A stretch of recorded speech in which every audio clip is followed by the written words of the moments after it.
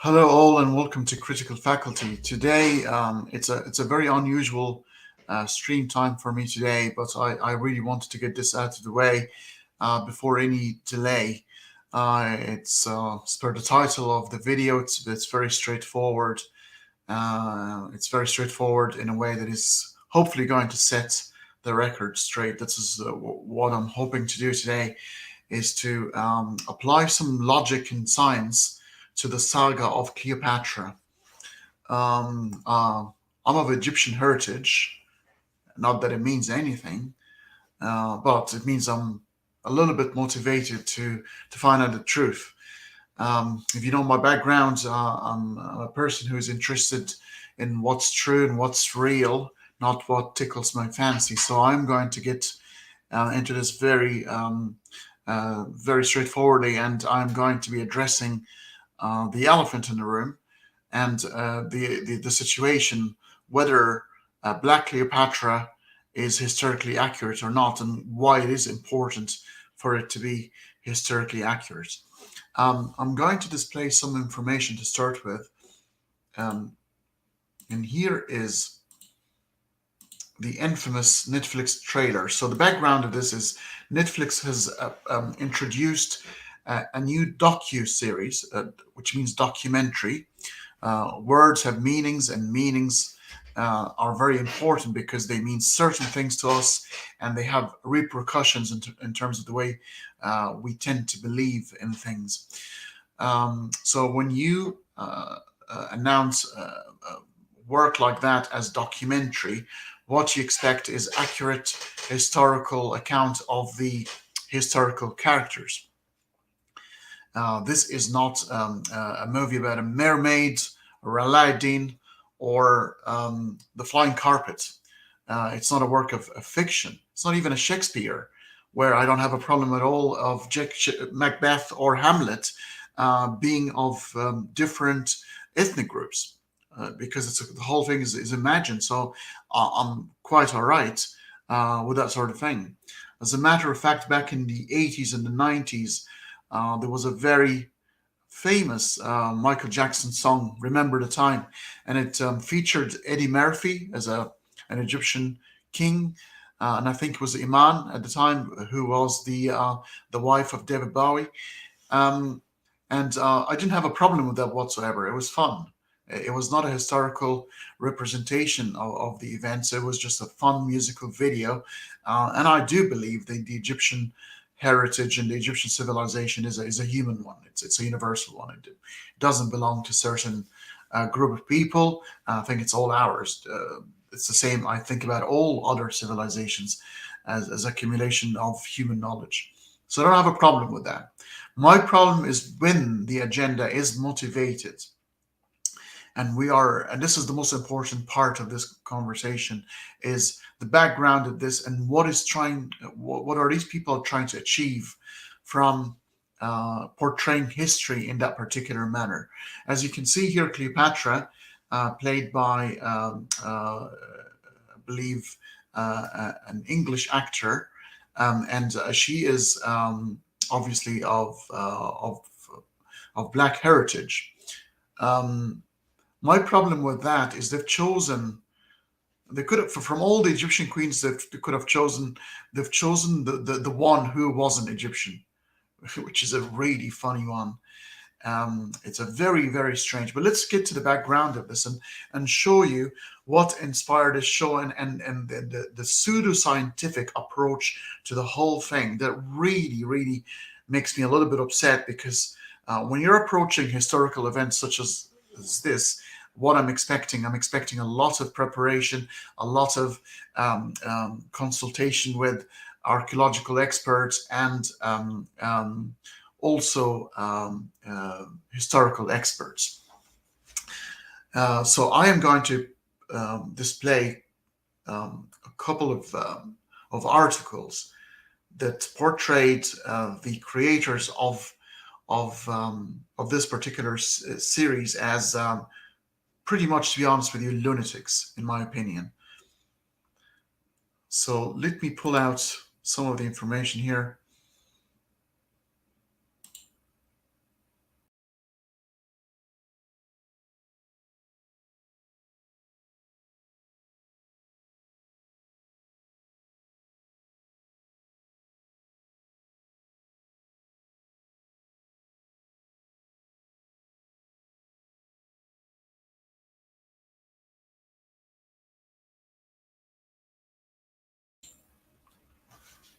Apologies for that little glitch.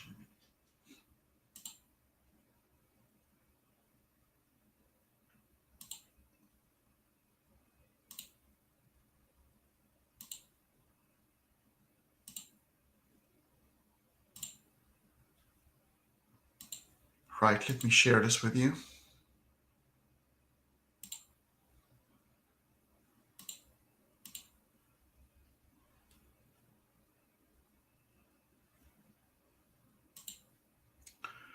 Right. This is an article about the background of the story and how the story sort of evolved over time. And it's really funny. I couldn't believe uh, my eyes when I was reading this. But this is the Tina Gravi, who is of British Persian background, and what inspired the show in the first place. And that's what she said. Last summer, I was living in Venice Beach and had decided, due to friends' persistence, to visit a fortune teller. A fortune teller, guys. Uh, Me ever, the skeptic, but game for a laugh. So she was doing it for a laugh. She doesn't really. She's a skeptic person. She doesn't believe in this sort of um, uh, crackpot stuff. But anyway, she went along. What the fortune teller said made me roll my eyes. I'm not saying you are Cleopatra, but somehow you share her story and are connected. So the fortune teller told Tina, the creator of the show, that she is somehow the reincarnation or have some divine connection to Cleopatra. So the whole thing started in such a pseudoscientific way. This is incredible. This is the director of the show and the drive behind it, saying that the whole thing was inspired by a fortune teller. But then later on, she receives a call from uh, Jada Pinkett Smith, who said before that she wanted to retell African history, and she wanted to find not not normal people. She wanted to find kings and queens, particularly queens. Ticks all the boxes, right? They're black, they're women, they're empowered. There's nothing wrong with that whatsoever, because they're on it in the 25th dynasty of the Egyptian um, uh, kingdom. There was the kingdom of Kush, who was pretty strong at the time, and there was a queen by the name of Amani, who was very, very, very powerful. And that story could have been about that sub-Saharan um, queen with black skin. Fits the narrative. It's historically accurate. It's a brilliant story. Why isn't the story told instead of the story of not an Egyptian, but of a Macedonian Greek queen who came after the demise of the Egyptian Empire, and that's the Ptolemaic Greek Empire taking over Egypt. So let's have a look at Cleopatra. Who is she? Just to and see what the history and what the archaeology say about this particular queen.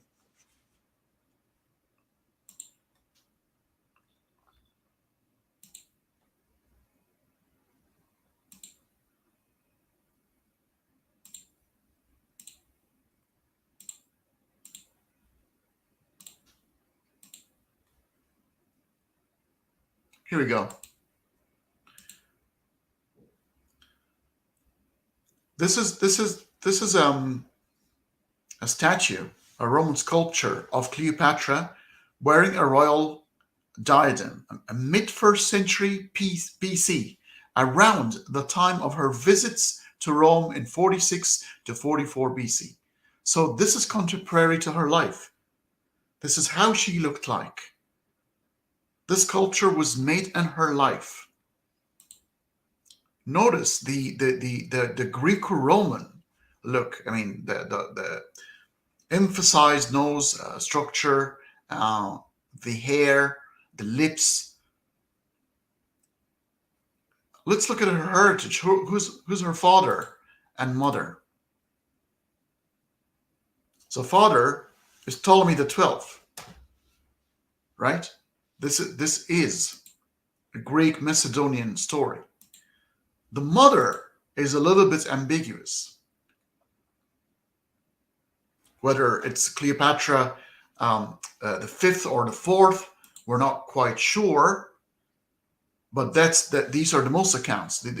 These are the most appropriate accounts that her mother as well was Greek Macedonian.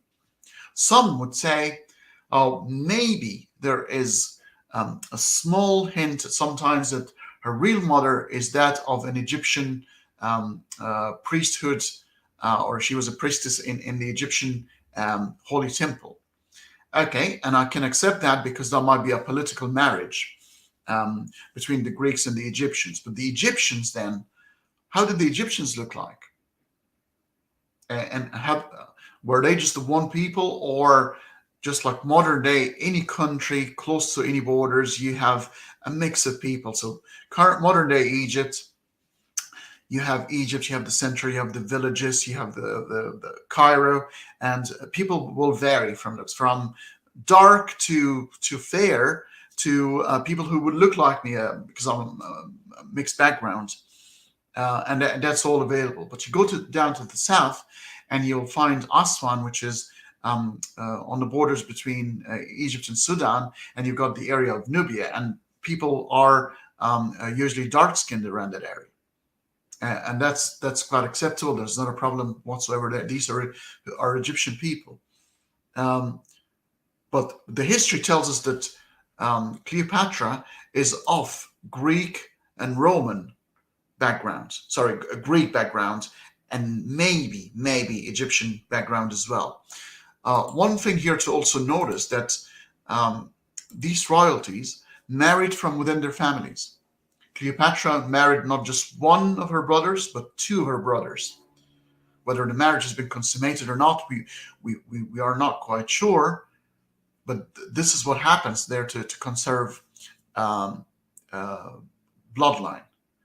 The likelihood of Ptolemy, her father, marrying into a black dynasty is very remote. It's extremely remote.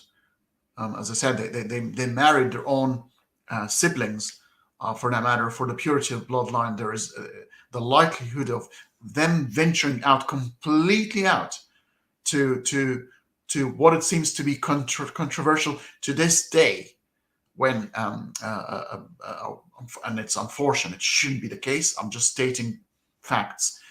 When you see a European woman marrying a black guy, or the other way around, it's still the ignorance prevail, and people will actually frown down upon that or find it a bit odd or entertaining or amusing. So imagine back, we're talking to 2,000 years ago, this was completely out of the question. It would be very, very unlikely.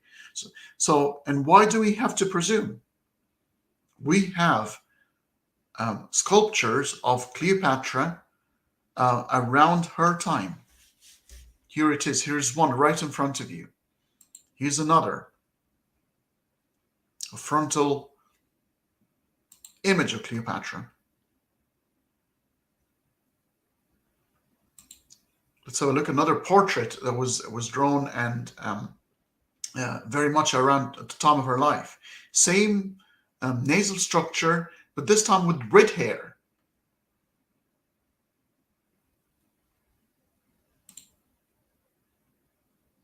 That's a portrait of Cleopatra with red hair. Now, I want to show you something really important as well. So when we look at history, there are a lot of stories, and history can be mixed with myth. I mean, we can, the story of Jesus is incredible, how historical it is. We understand that there was somebody who called himself Jesus, and his followers believed that he crucified, claiming he was the Messiah, or according to some, was God himself reincarnated.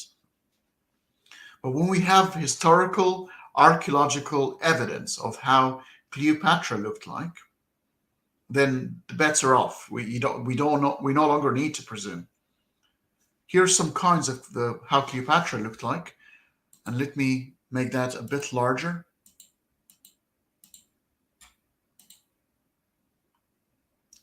So you can see here the same structure, hair, nose. Obviously, this is not an African nose. This is a Greco-Roman nose. I've got one of them. Um, these are contemporary artifacts of the time of Cleopatra. We don't need to reimagine history. We've got evidence. We've got objective evidence of how that person very much looked like. With artificial intelligence, you can now actually reproduce the face to an incredible degree of accuracy. So this is incredible. I mean, that stops the conversation right there. I'm going to get to the background because this is all motivated by a very sinister move. But let me show you another piece of evidence. That next piece of evidence shows in various papyrus, um, uh, Egyptians and other people from around them. So whether they're Asiatic or European or African. And let's see. So these were drawn around the time of the ancient Egyptians, because the claim is all ancient Egyptians were black. That's the claim that Afrocentrism is trying to portray. All ancient Egyptians are sub-Saharan Africans, and the current Egyptians right now available in Egypt are not the true ancient Egyptians, but the product of multiple invasions throughout the history, from the Greeks, the Romans, and the Arabs. So let me show you a couple of things.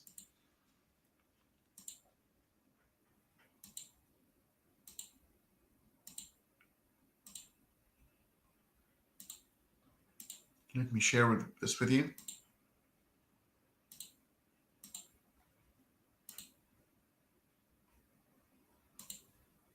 So let's have a look at this one in particular.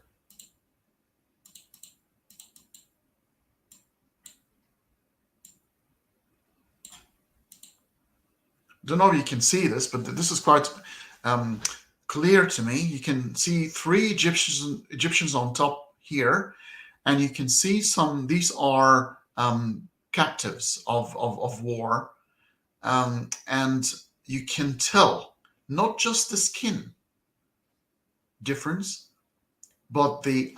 By the way, I don't want this to come across as racism whatsoever. This is not racism. What we're seeing right now is, unfortunately, the ugly history and ugly truth of humanity. Yes, we've enslaved black people. Multiple people have done that. It was wrong. It was a horrible mistake. But you don't correct a mistake by committing another one. You set the record straight. You admit that what you've done is wrong and you move on. You don't reconcile by saying, well, I'm going to give up my history and you can have it, but we're even now. That's not how it works. So you can see in this papyrus very clearly 3 Egyptians and about 5 Africans, sub-Saharan Africans. Not just the skin tone. Have a look at the lips and have a look at the protrusion of the skull. So definitely there was a distinct then difference of the look of Egyptians who belong to the North African ethnic groups. Now, if you want to understand a bit of science, obviously the continent of Africa, continent of Asia, these are groups based on people who live in a human construct, segregations of land called continents, right? Skin pigmentation has something to do with vitamin D absorption, as well as radiation, fending off radiation. The hotter the climate is, the darker the pigmentation to fend from harmful radiation. So geographical location, the coincidence of where you're born, unfortunately, does affect that. And I say unfortunately because it affected the way we treated people But that's horrible and shouldn't have been that way. Should have never been that way, but it's happened. But we can't correct a mistake committing another. So you can see there are clear differences here. There are genetic differences as well. Not the haplogroups. You can find out which haplogroups is the genetic markers could put together in groups to look at certain characters developed within certain group of people, and you can actually find out when you do your ancestry background, you can actually quite clearly find out which group of people you belong to. I've done mine, and you can find your ancestry, whether you've got some Scandinavian, some Jewish background. You can find that using your DNA. The haplogroup of Egyptians belongs to the North Africa, Europe, and the Middle East. It is so different from the haplogroups of sub-Saharan Africans. We're all humans. We're all Homo sapiens. So don't get me wrong. Please do not misunderstand this. I'm not saying anything other than the ethnic groups, the subcategories, based on where they live and how they end up looking like, because we understand adaptation of climates and things like that will affect the way you look like and your skin pigmentation. So this papyrus clearly shows that Egyptians then looked different from sub-Saharan Africans then as well. The claim that ancient Egyptians were black Africans is inaccurate. Some could have been, some around the borders, because being Egyptian was nothing to do with race whatsoever. If you live in Egypt and you abide by the Egyptian rules, you are an Egyptian citizen, right? One more time, this is a documentary, not a piece of drama, not history imagined, not The Mummy, the movie, the Mummy. It's not an imagined history. It's a historical event and a historical character being portrayed completely incorrectly, and we are going to show you in a second why this is very dangerous, because it has a certain background.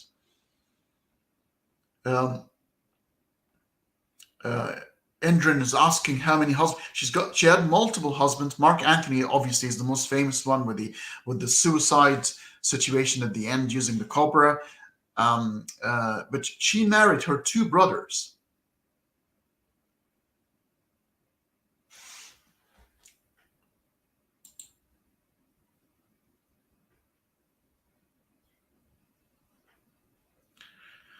Right.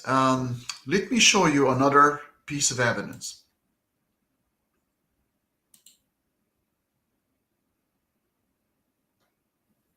Or rather, the huge motivation behind this and why this is so important. Why are Egyptians so enraged? Why are we so upset by it? Because there has been a systematic movement going on for decades now, claiming different civilizations to be theirs. I was shocked when I started reading more into Afrocentrism, because the claims are quite absurd. Let me share with you their Wikipedia page.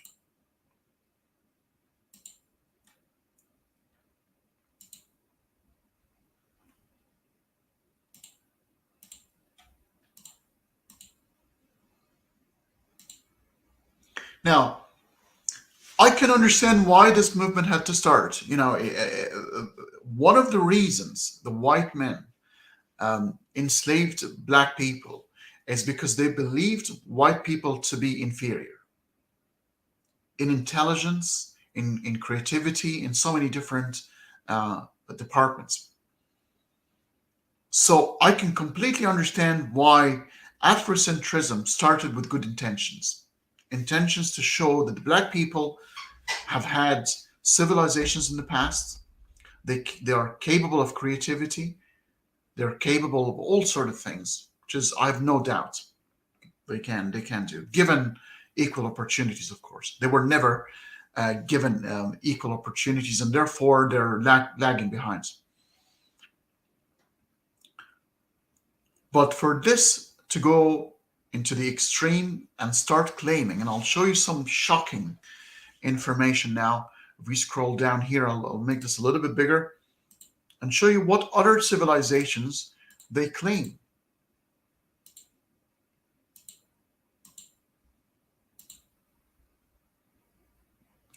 So obviously they are claiming that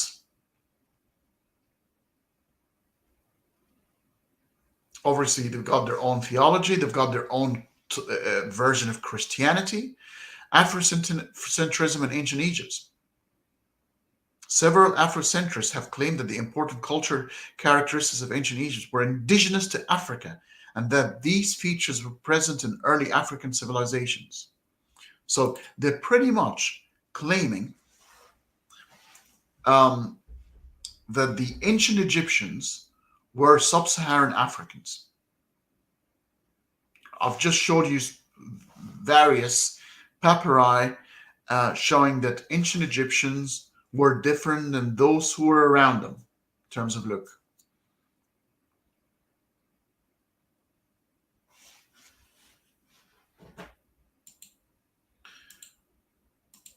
But let's scroll all the way down, and I'm going to show you a couple of really shocking pieces of information that I did not know.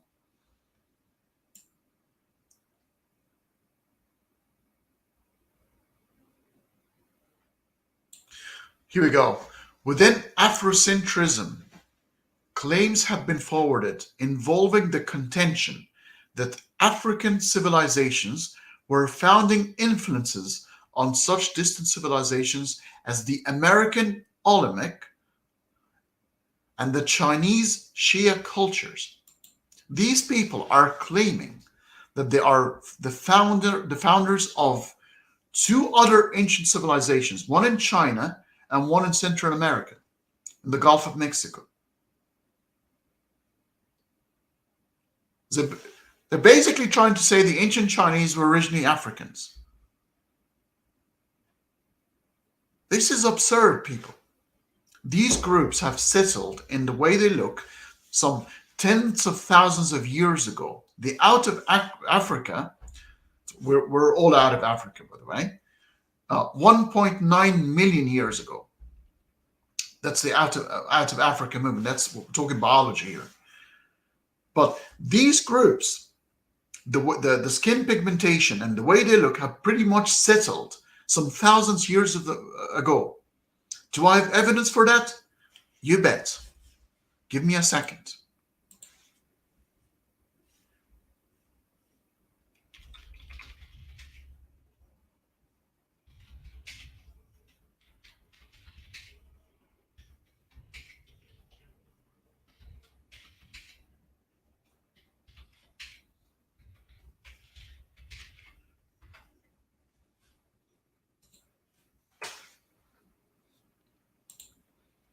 Let's go to something called the genetic history of Egypt.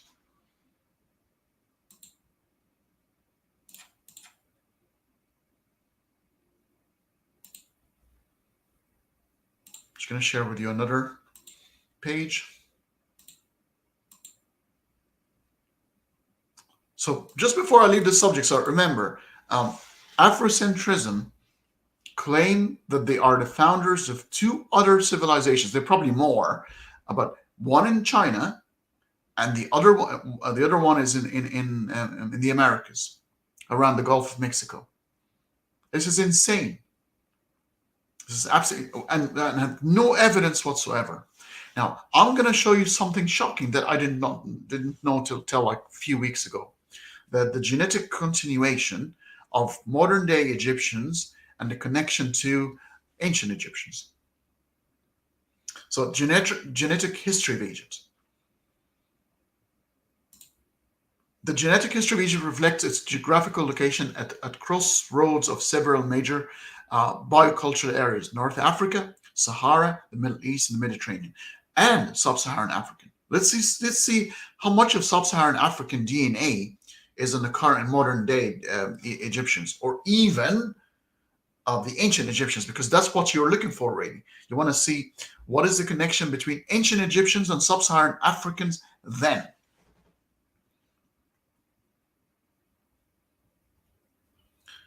A study published in 2017 by Schoenmann um, extracted DNA from 151 Egyptian mummies whose remains were recovered from Abu Sir al-Malik in Middle Egypt. The samples are from the time periods of late New Kingdom, Ptolemaic, and Roman. Complete DNA sequences from 90 samples, as well as genome-wide data from 3 ancient Egyptian individuals, were successfully obtained and were compared with other ancient modern data sets. The study used 135 modern Egyptian samples. What did it found? The ancient Egyptian individuals in their own data sets possessed highly similar DNA haplogroup profiles and clustered together, supporting genetic continuity across 1,300-year transects. Modern Egyptians shared this DNA haplogroup profile, but also carried 8% more African components. So only 8% is African component. Let's see where this 8% come from. The absolute, so I'm going to read this here. The absolute estimates of sub-Saharan African ancestry in these 3 ancient Egyptian individuals range from 6 to 15%, and the absolute estimates of sub-Saharan African ancestry in 135 modern Egyptian samples range from 14 to 21%, which show an 8% increase in African components.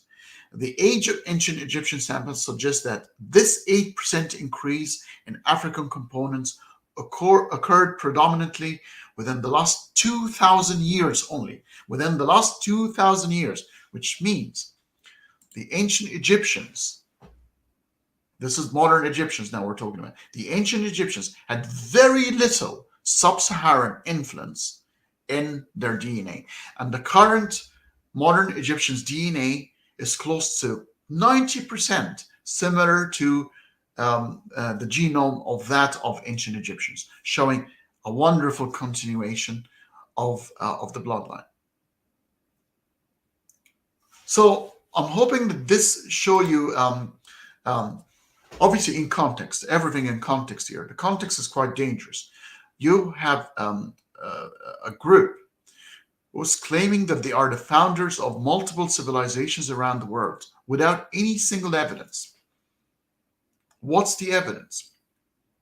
We've got the creator of a Netflix docu-series saying she visited a fortune teller who told her she was connected to Cleopatra. And as if that's enough. And that lady that Bassem Youssef talked about, who said, I don't care what they tell you in school, Cleopatra was black. Okay, what is the evidence? Can I see some evidence for that?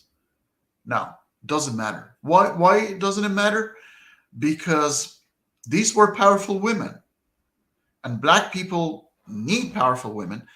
And I'm so surprised because they actually, I think they're doing themselves a disservice. I think if you're a black person, you should be ashamed because they've chosen a white person to represent black people.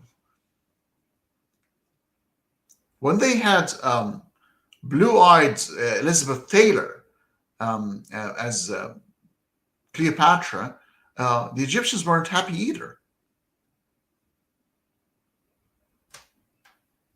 It's not, when you say documentary, you expect something as close as possible.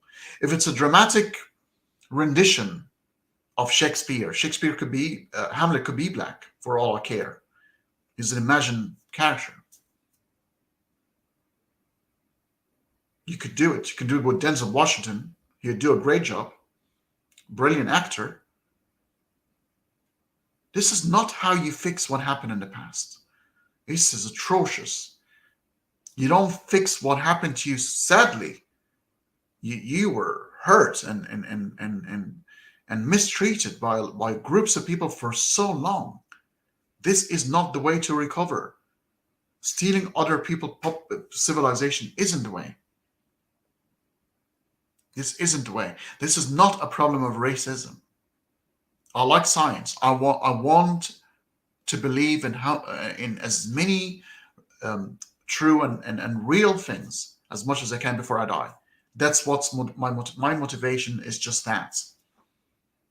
I don't want to believe in misinformation and things that are not true. If some people believe Cleopatra is in the sisterhood of the soul sister, so be it. There are a lot of crazy people around the world who believe they're the reincarnation of. It's, remember, it's always a princess. Christopher Hitchens once said, "When it comes to reincarnation, everybody comes back as a prince or princess or some sort of a royalty. Nobody comes back as a plumber for some reason, or a bigger on the street.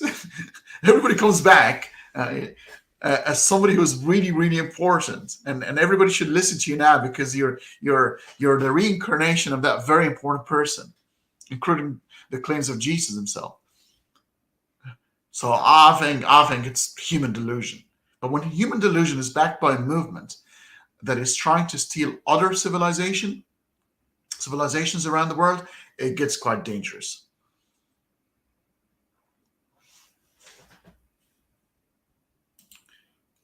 No, I'm not afraid. I'm so sad for the attempt because I still think there are so many smart Black African American people or Black people in general who can represent and progress their cause in way better methods than that.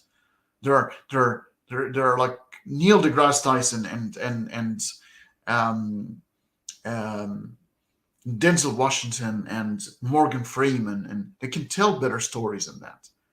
You no longer need to see them as black. You just see them as brilliant scientists, brilliant actors, brilliant politicians, and so forth.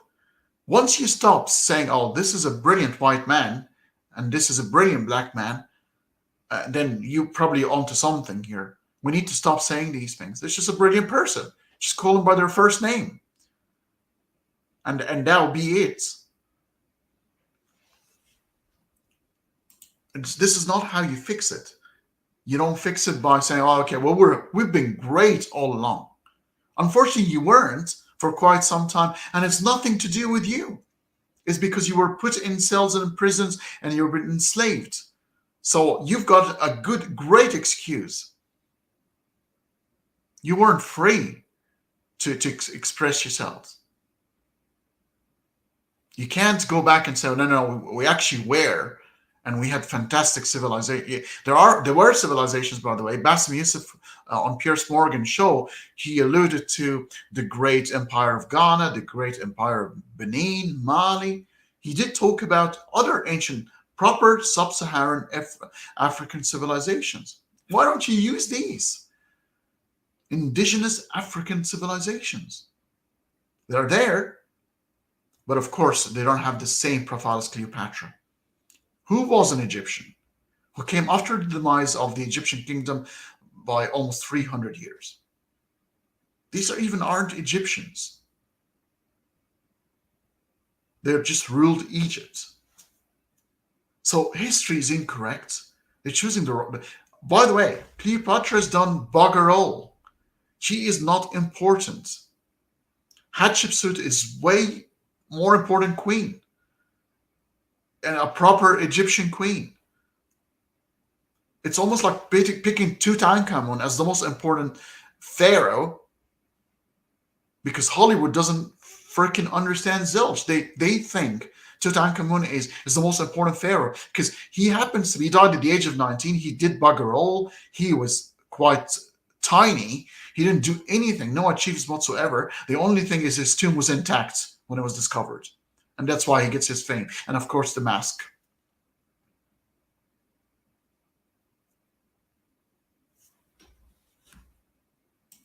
Maybe Cleopatra was from Nubia. I've just presented like all the evidence. Why are we going to maybe? I don't understand this human method of thinking. Why do we go to maybes when we have archaeological evidence contemporary to the time of Queen Cleopatra? Why do we need to use probably and maybe? It's not ambiguous. We've got statues of displayed statues, coins. These are archaeological evidence of how she looked like at the time. Why do we need to presume? I don't get it. So Cleopatra isn't important. They picked the wrong queen for so many different reasons. Only, obviously, why Hollywood picked her up? Because of her relationship to Mark Antony when he lost the lost battle to Caesar Augustus, one of the greatest emperors that ever lived. And the Mark Antony received some misinformation that Cleopatra betrayed him, and give his secrets to Caesar Augustus. So he actually ended up killing himself by falling into his own sword. She got the information. She got really sad, and obviously the most famous story about her dying through a bite of a venomous snake, cobra. It's a romantic story. It's Hamlet again. The two lovers dying separately. That's why Hollywood um, uh, emphasizes that story, because it tickles their fancy. It's got lovely romantic thing that they like to do. But as a queen, she wasn't important. She wasn't Egyptian. They were occupiers of Egypt. This is incredible.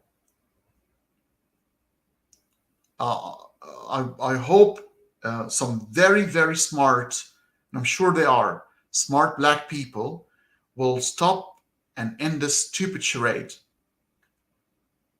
of Afrocentrism and apply some logic to things and advance things the way they should be advanced. Understanding history the way it was, it's ugly, yes, but you can't change it. You can't learn from it. If you change history, you won't be able to learn from it. We have to face it, learn from it, and move on.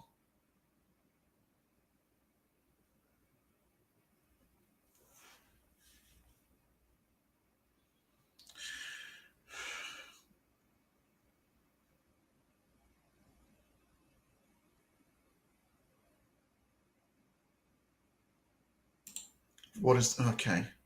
So as if was I talking to myself in the last 45 minutes, or have you or just arrived recently?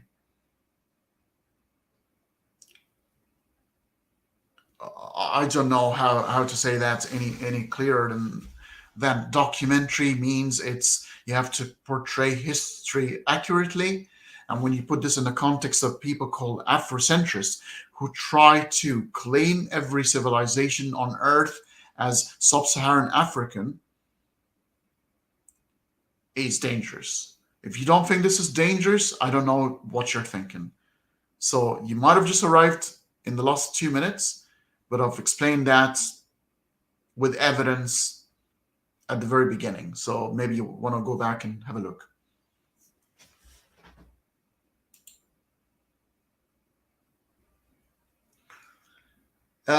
So that's why Egyptian people are angry. They're angry because the history is incorrect, and you've got this background movement that's trying to claim Egyptian history to be theirs. This is where this is gets quite annoying, and quite we get quite fussy with that. If it was just a stupid drama, as I said, remember the time by Michael Jackson, the song that had Eddie Murphy as a king and Iman, the wife of then David Bowie. They weren't true representation of Egypt. Eddie Murphy appeared to be a pharaoh with a mustache, for goodness sake. It was funny. We laughed. We danced on the song. It was brilliant. Well, I loved it. I didn't see a problem with that, because they were not trying to. It wasn't a documentary. It was a rendition. The Mummy with Brandon Fraser, um, whose comeback is brilliant. You got to watch The Whale. It's a brilliant movie. Um, I don't have a problem with it because it was work of fancy, using the general theme of a certain civilization, but not portraying anyone in particular. It's a fantasy. The genre was fantasy, horror. It's fun. We went to the cinema and it was fun. But when you say this is a documentary, and you get the person wrong, then there's a problem. Why is it a problem? Imagine 50 years from now, a documentary about Nelson Mandela, or now, like this year, a Nelson Mandela documentary. Who's the main actor? Anthony Hopkins, doing Nelson Mandela. How would we feel? That's in reverse here. So just to show you, it works both ways. It's not just black people that we're against. Muhammad Ali, when he was played by Will Smith, imagine Sylvester Stallone wanted to play Muhammad Ali. He's a good boxer. He's done a good amount of boxing. He can do the role, pretty sure. Well, in terms of movement, in terms of boxing maneuver, he's not black. He can't be Muhammad Ali.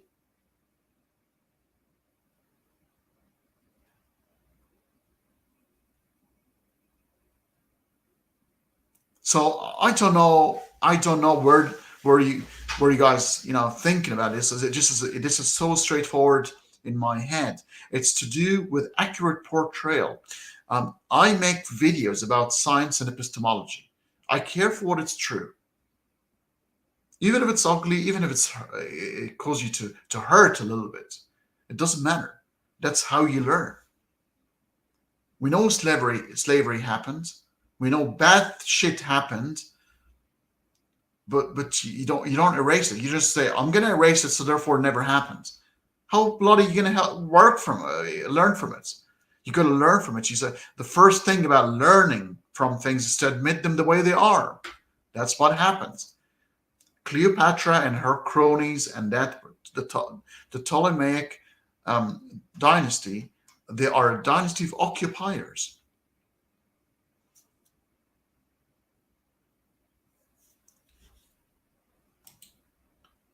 Why don't you? I'm sorry, I can't help you. Or you completely you're barking at the wrong tree, mate. I don't know what you're talking about. You're completely missing the point. And it's very difficult to have a conversation with somebody who completely misses the point.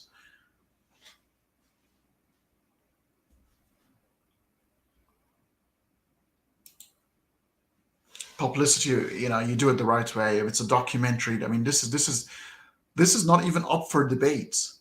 I've just showed objective um, archaeological scientific evidence of how Cleopatra looked like using archaeology and using artifacts from her era when she was alive.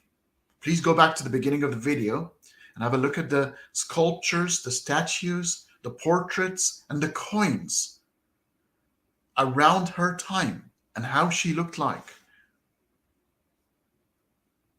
I'm not bothered. I'm not upset. But it's just frustrating that we're trying to explain why this is dangerous. It's dangerous not because some people are a bit crackpots, and as I said, the director visited a fortune teller who told her that she has a connection with Cleopatra. So she decided to do a scientific documentary. Scientific, I mean, it means you have to follow the scientific method of making sure that the information and the data provided is accurate. Inspired by fortune teller. Here, I mean, it started as, with a problem to start with. My problem is this is backed with an Afrocentrist movement who's claiming the ancient Egyptian civilization has emerged from sub-Saharan Africa, and the ancient Egyptians were all black, and the current Egyptians that we have today are no longer the same Egyptians we had in the past. I've just provided scientific proof of the genetic history that is done on the DNA of ancient Egyptian people using the mummies and modern Egyptians, and they've done the comparison. Have you seen this? I'll do it one more time. I'll share it with you one more time. So you let that sink in.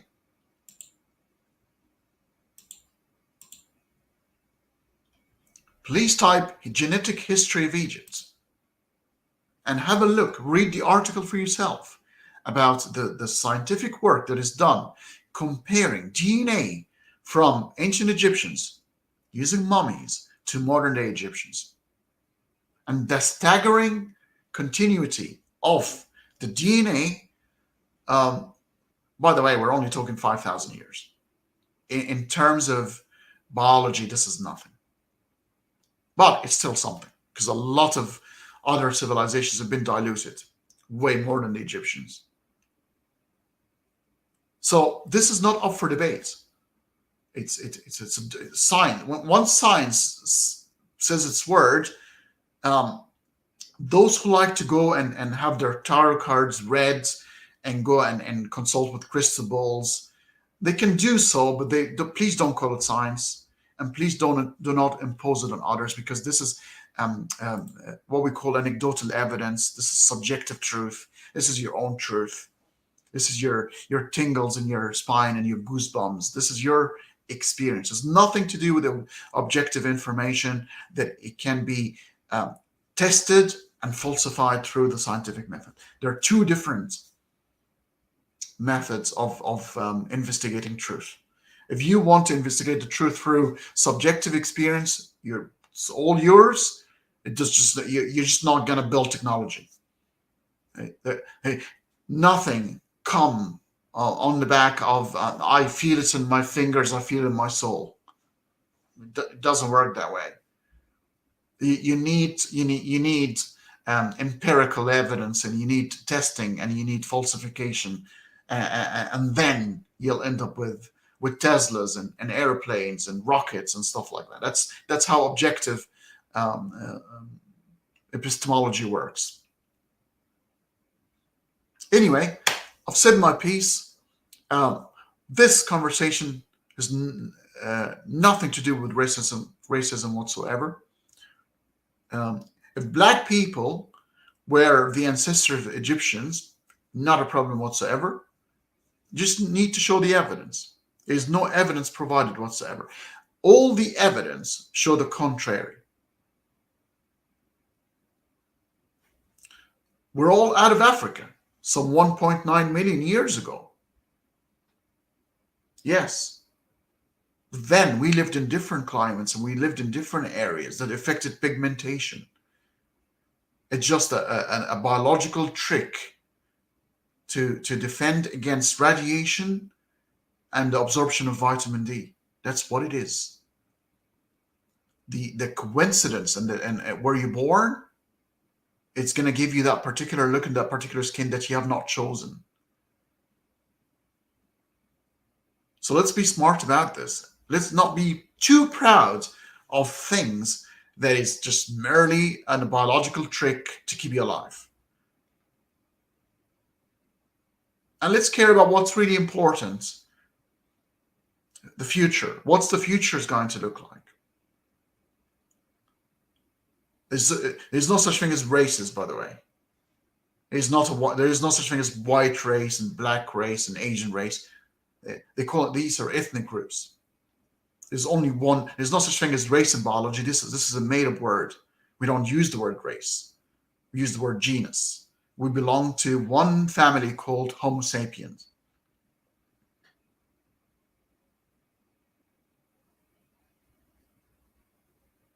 So that's the end of the story. If you want to read too much into it, if you want to think this is a racist conversation, by all means, show me why you think I'm racist.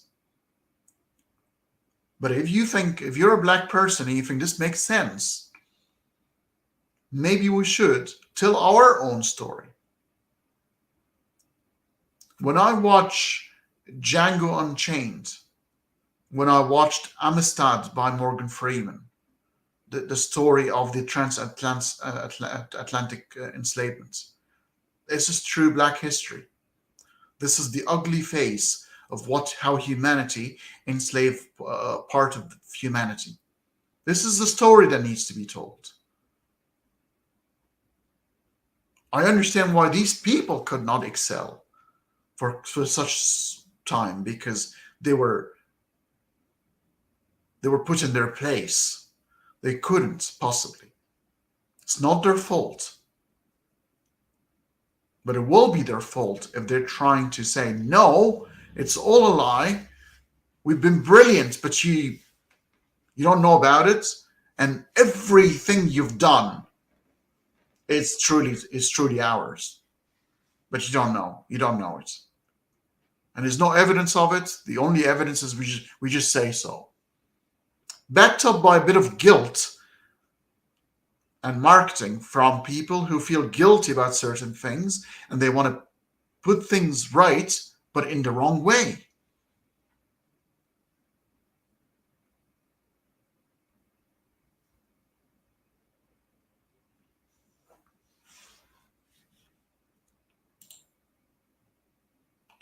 Scientists had done test studies on modern day blacks. They lack Neanderthal genes. It's true. There are more Neanderthal genes in the human genome in the European um, uh, part of humans. But we thought that Neanderthal didn't have any zero DNA in African population, but there is. But in comparison to the European and North Africans, it's a lot more. It can go up to 4 to 6%, sometimes up to 8%. In African population, we thought it was zero, but then there's about 1%. So it's true. Bebo, who won the Nobel Prize just recently, who decoded the Neanderthal genome, have discovered the variation. So we have mated for sure, because our genome contained Neanderthal DNA. But these things don't say anything. They don't have repercussions. They're just events in the past. And we're talking. Neanderthal gone extinct about 39,000 years ago. So we're talking about 50 to 40,000 years ago. Way, way before the saga of religion and all of that. And with skin pigmentation, they were very similar to Homo sapiens. They just have different. They're called as well Homo robustus, because they were robust. They were shorter. They had thicker skulls and protrusion in terms of the brow, bones, more suited for colder weather. But that's about it. These are accidents. They should not form the way we behave. Nobody was in control of this sort of stuff. We are in control of our future. Our future. The black and white people, and that separation of seeing them as black people, and they're different, and they're seeing us different too. Don't get me wrong. White Men Can't Jump. A movie by Woody Harrelson and can't remember now the guy who played Blade, the vampire. Anyway, it was a black guy and a white guy were scamming other basketballers by picking Woody Harrelson from the crowd, saying, "Oh, I'll pick that guy, and he's actually a brilliant basketballer," and they'll scam people for money. But the movie called White Men Can't Jump, hinting at basketball is only for black people. Try to reverse this. Try to say black people can't something, and watch that movie being banned worldwide.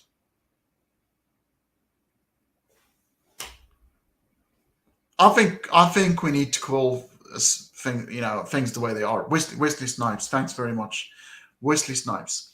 Um, we need to get even now. We need to be very consistent with the way we do things, or we allow white men can jump, because I love a banter. I love a world where we can take the piss out of each other and ourselves. That's my sense of humor. I mean, the Irish and the English and the Kiwis and the Aussies and the Greeks and the Italians, they all grew up around Australia. And in the 70s and the 80s, there were shows where these people are taking the piss out of each other. We call it's fun. As long as you take as much as you give. So you have to be a good sport. You have to, yeah. If there's a joke about you and you take it, and that's how it works. It stops it then, because you basically you laugh at yourself. You laugh at your own condition.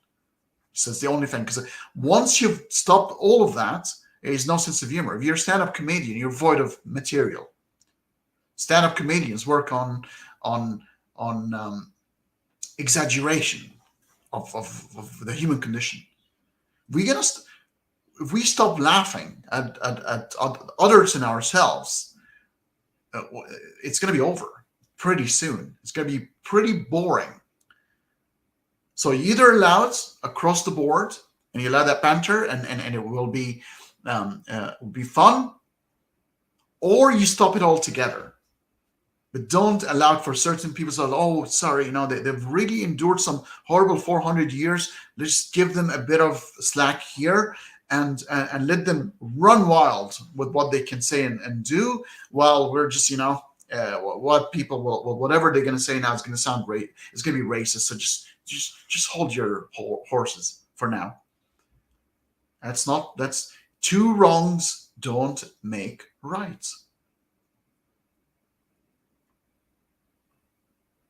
Anyway, I've ranted for too long. Situation is pretty clear in my head. Hopefully, people would find this short. Well, this is short. Usually, my conversations go for 2 or 3 hours. This is just 1 hour. It was focused around evidence, information about Cleopatra, and Afrocentrism that adds a very, very dangerous context to this problem and this saga. I'm just hoping that the reaction. I'm waiting for some very intelligent, smart, and fair Black people to come along and start critiquing themselves from within and say, this isn't right. We should not believe things without evidence. One of the worst things for humanity, doesn't matter if you're Black, you're white, you're Chinese, you're Indian, does not freaking matter. Man, woman. If your beliefs are not reflected by reality, you're in trouble in the 21st century. So you better align your beliefs to what is reflected in reality. And as the slogan of critical faculty, knowledge is power. Thank you very much for tuning in, and I'll see you in the next show, which should be very soon, in a few days, with Matt Dillahunty. See you later.